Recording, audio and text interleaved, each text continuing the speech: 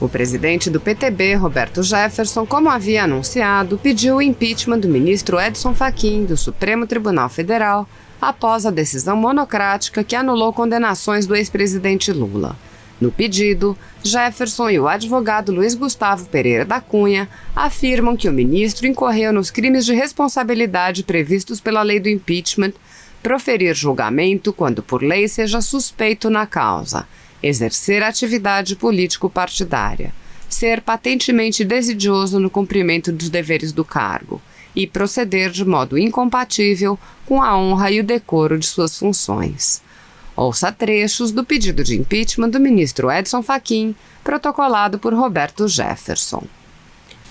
No dia 8 de março de 2021, o ministro Edson Fachin, surpreendendo toda a sociedade e os seus pares ministros do Supremo Tribunal Federal, anulou todas as condenações até então proferidas pela 13ª Vara Federal da Justiça Federal de Curitiba, responsável pelos processos da Operação Lava Jato contra o ex-presidente Lula. Com isso, praticamente tudo que foi apreciado e julgado até o momento está perdido, já que o denunciado considerou que competia à Justiça Federal do Distrito Federal ter analisado e julgado os referidos processos. A consequência do ato praticado pelo ora denunciado é absurda. Devolve ao ex-presidente Lula os seus direitos políticos, possibilitando que seja candidato em 2022, levando adiante um projeto de poder que aparentemente agrada ao ministro denunciado. Recorde-se que a decisão é monocrática, sem que haja previsão de que será apreciada pelo plenário do Supremo Tribunal Federal. Não se trata de um simples processo, merecendo o cuidado que a situação complexa exige. A tese encampada pelo denunciado e estampada na sua decisão atende claramente aos interesses de Lula, tendo causado grande comoção no seio da sociedade e da comunidade jurídica. Agrava a situação o fato de o denunciado ter sempre manifestado seu apoio ao partido do ex-presidente Lula, conforme se observa do vídeo anexado à presente denúncia, situação na qual o denunciado, em vídeo datado de 2010, declara o apoio à então candidata à presidência da República, Dilma Rousseff. Com isso, surgem mais dúvidas acerca do motivo de ter o denunciado repentinamente alterado seu entendimento acerca de matéria tão sensível, adotando posicionamento que já é aplicado por outros ministros há muitos anos. O denunciado sempre refutou a incompetência da 13ª Vara Federal de Curitiba. Não há nada que justifique a alteração do seu entendimento no caso do ex-presidente Lula, que foi agraciado por uma decisão monocrática em sede de embargos de declaração em habeas corpus. Com base nessas informações, entende-se que os fatos narrados se enquadram nas condutas enunciadas nos itens 2, 3 e 4 do artigo 39 da Lei do Impeachment, já que a inclinação do denunciado em alterar o seu entendimento já consolidado em diversos julgados, de forma repentina, para beneficiar em especial o ex-presidente Lula, demonstra claramente a sua imparcialidade motivada por interesses políticos partidários.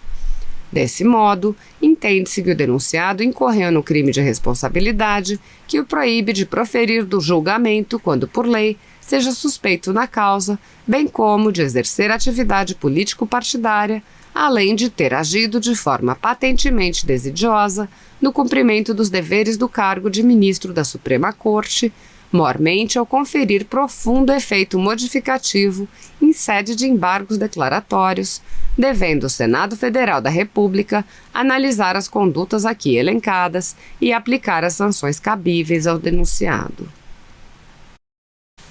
Ora, o que motivou o ministro a decidir o mérito do writ monocraticamente, obstando o órgão colegiado originariamente competente de julgar? O que levou à radical mudança do seu posicionamento já consolidado? Ao que parece, decidiu monocraticamente para beneficiar o paciente ou como uma manobra apta a evitar o julgamento pela colenda segunda turma da matéria relativa à suspeição do ex-juiz federal Sérgio Moro. Ou quem sabe não foram ambos os objetivos do denunciado. Registre-se por oportuno ser notório na comunidade jurídica que milita no âmbito da Suprema Corte a atuação conveniente do ministro Edson Fachin, que pauta os processos da sua relatoria perante a segunda turma ou o Tribunal Pleno, conforme lhe convém, isto é, a depender das chances de ter a sua decisão confirmada pelos demais ministros. Para piorar, raramente o denunciado decide mérito de habeas corpus monocraticamente, ainda mais quando essa decisão vai de encontro aos posicionamentos anteriormente adotados por ele, que foi voto vencido nos precedentes citados, que reconheceram por maioria a incompetência do juízo da 13ª Vara Federal da Subseção Judiciária de Curitiba para julgamento de outros feitos. No dia 8 de março de 2021, pela primeira vez, o denunciado reconheceu a incompetência da Justiça Federal de Curitiba para julgar os processos de Lula e o fez de forma individual, monocraticamente.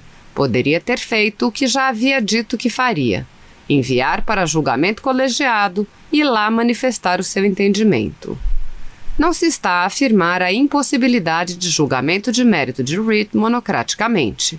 Contudo, é preciso que haja ilegalidade flagrante e cerceamento ao direito de ir e vir. No entanto, essas circunstâncias não foram demonstradas pelo ministro denunciado em seu voto para justificar o seu julgamento monocrático.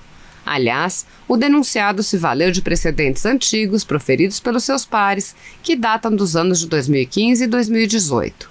Portanto, não foi elencado qualquer fato novo ou ilegalidade flagrante que justifiquem a decisão monocrática abrangente proferida recentemente pelo ministro denunciado.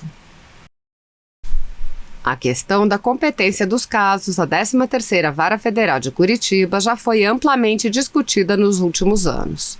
O reconhecimento da competência da referida Vara Federal foi referendada por Sérgio Moro, 3 desembargadores do TRF da 4ª Região e 4 ministros do STJ integrantes da 5ª Turma, sendo a decisão proferida pelo denunciado pela anulação incomum. Ainda, o denunciado até o dia 8 de março de 2021 sempre reconheceu a competência da 13ª Vara Federal de Curitiba e, repentinamente, de forma atípica e contraditória, modificou o seu entendimento, beneficiando o ex-presidente Lula de forma até então inimaginável por qualquer jurista e por seus pares ministros da Suprema Corte. A contradição do denunciado nas suas decisões demonstra que o seu apego não é ao direito, mas à casuística. O julgador deve apreciar o caso, de modo a aplicar o direito no caso concreto, ainda que a decisão a ser proferida não seja condizente com o que o julgador gostaria que fosse decidido. Não cabe ao julgador atuar fora dos limites que lhe são impostos pelas normas jurídicas. Deve moldá-las ao caso concreto, dentro dos limites que lhe são impostos pelo legislador. Os fins não justificam os meios. Essa frase deveria ser esculpida no Supremo Tribunal Federal para que os seus ministros não se esqueçam quais são as suas funções constitucionais e quais são os limites que devem ser observados. Nos últimos anos, os ministros do Supremo têm escolhido o que querem decidir e, a partir do ponto de chegada, constroem argumentos aptos a embasar o que desejam.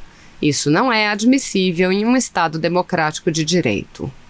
Conforme noticiado pela BBC Brasil, a intenção do denunciado restou evidenciada para toda a sociedade e para os seus pares.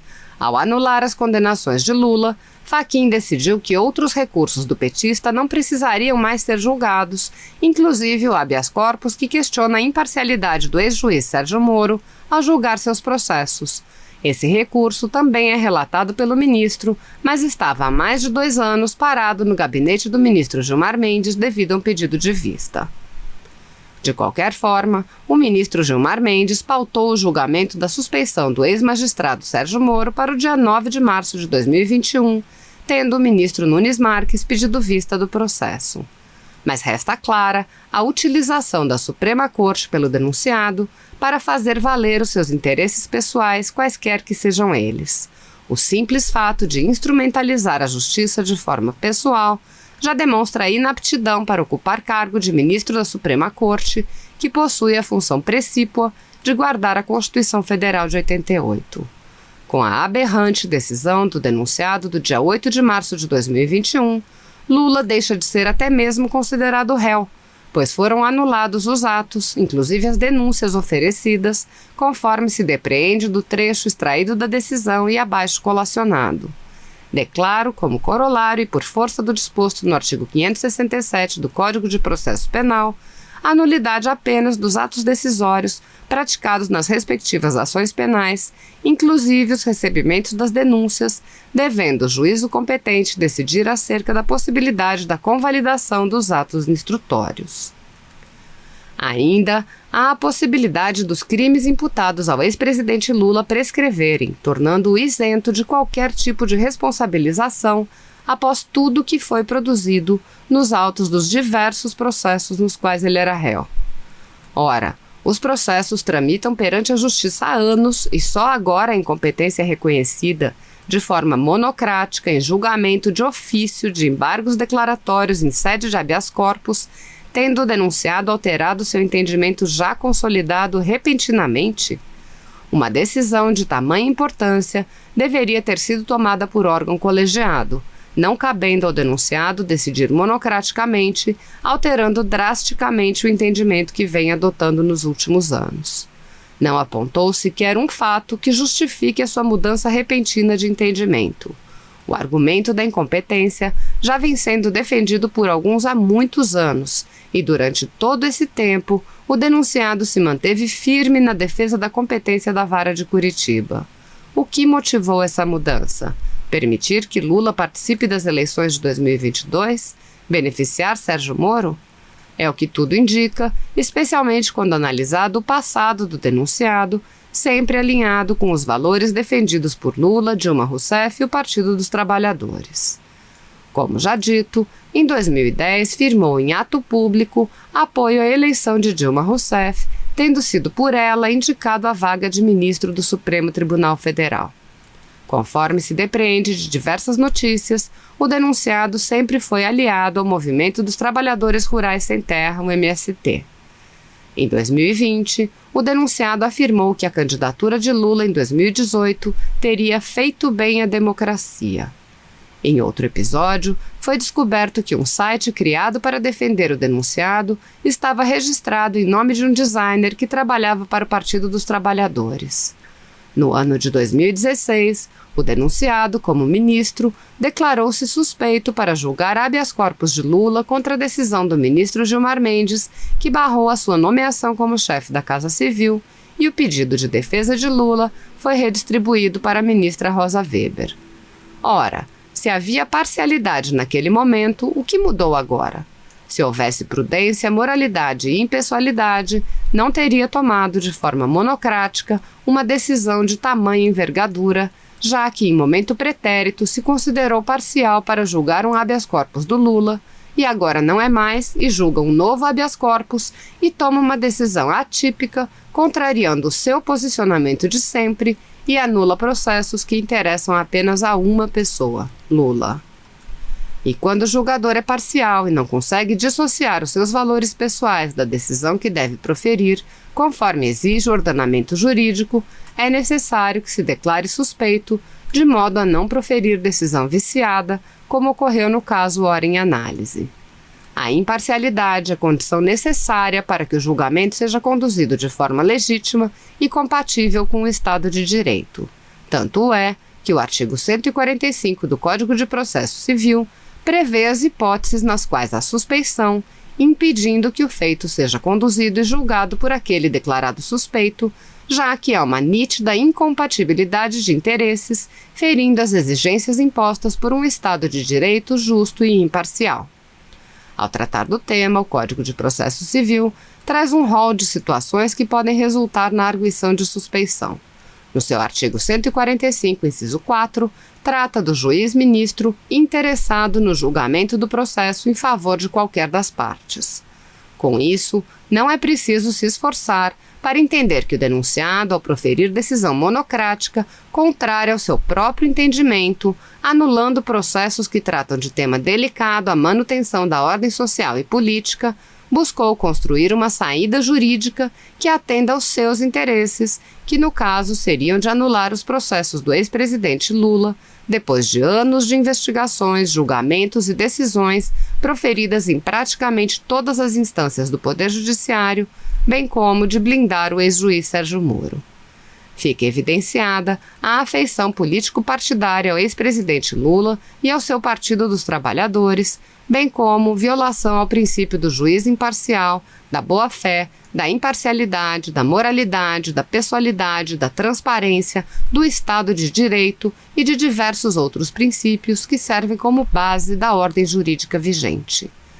Assusta a todos ver a atuação político-partidária de ministro da Suprema Corte brasileira, um dos supostos guardiães da Constituição, violando princípios basilares de um Estado democrático de direito.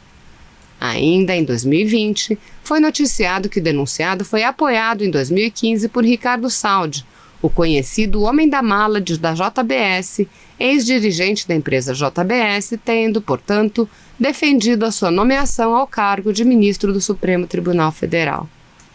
Portanto, forte nesses argumentos, os denunciantes entendem terem sido supostamente praticados pelo denunciado as condutas previstas no artigo 39, itens 2, 3 e 4 da Lei do Impeachment, o que exige do Senado Federal uma apuração aprofundada de forma a restabelecer a ordem constitucional e preservar as instituições da República Brasileira.